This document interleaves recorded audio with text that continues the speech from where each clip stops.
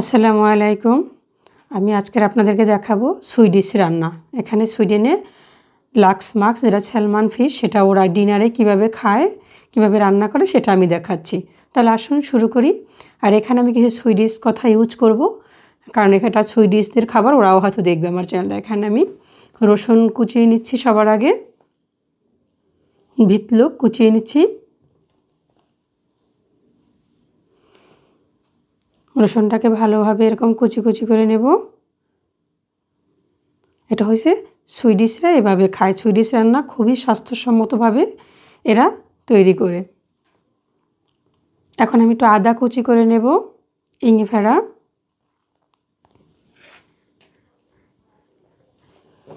আদাটা ভালো করে আমি কুচি করে নেব একদম চিকন করে।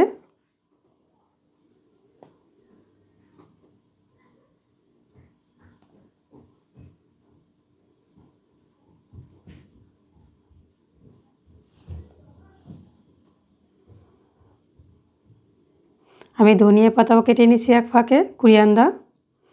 আমি এখন পেঁয়াজ কুচিয়ে নেব, গুল্লুক,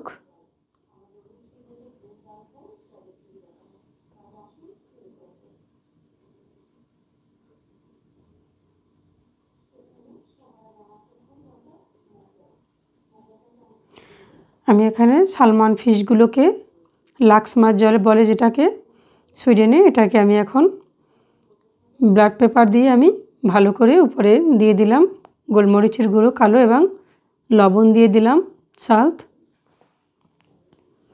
এখন আমি চিলি পেপার দিয়ে দেব উপরে। এটা হলো সুইডেনের সবচেয়ে ফেভারিট খাবার। এটাও আমরা ডিনারের জন্য আজকে তৈরি করব। এটা আমি ভালোভাবে ম্যারিনেট করে নেব। ম্যারিনেট করে আমি ওটা 10 মিনিট রেখে দিয়েছিলাম, 10 মিনিট। আমি এখন এখানে অলিভ অয়েল দেব। অলিভ অয়েল দিয়ে এটাকে আমি একটু ভেজে নেব, জাস্ট 2 মিনিট, বেশি ভাজবো না, তাহলে মাছটা শক্ত হয়ে যাবে। এই যে এপিট ওপিট করে আমি ভেজে নিতেছি, হয়ে গেছে। এখন আমি এখানে টমেটোগুলো, এটা আপনারা তো চেনেন, চেরি টমেটো বলে যেগুলোকে, এগুলো চেরি টমেটো একটু মিষ্টি টাইপের হয়, এগুলো এখানে সুইডেনেরা খুব প্রিয় এদের। টমেটোগুলো আমি কেটে নিচ্ছি।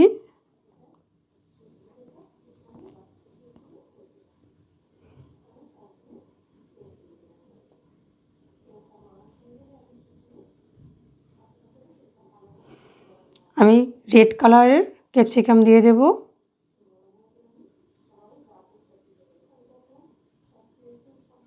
এটাকে সুইডেনে পাপরিকা বলে।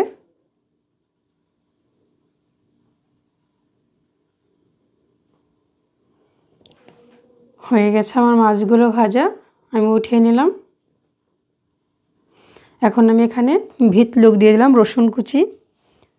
এটা একটু ভালো করে ভেজে নেব। আমি দিলাম আদা কুচি, ইঙ্গিফেরা, আমি দিলাম এখানে বিনস। আমি কিছুটা কথা সুইডিশ পাশে বলি, এটা আপনারা হয়তো বুঝেন, আমি কিন্তু বাংলা পাশাপাশি বলতেছি। আমি দিয়ে দিলাম এখানে লবণ, সল্ট। আমি এখানে দিলাম পেঁয়াজ কুচি। দেখেন সুইডেনের রান্না ওরা কিভাবে করে, কতটা স্বাস্থ্যসম্মতভাবে তারা খায়। তারা কিন্তু কোনো মশলা ইউজ করে না। আমি এখন দিয়ে দিলাম টমেটো এবং সেই ক্যাপসিকামগুলো দিয়ে দিলাম সাথে। আমি এখানে দিতেছি আবার কিছু গোলমরিচের গুঁড়ো এবং কিছু চিলি ফ্লেক্স।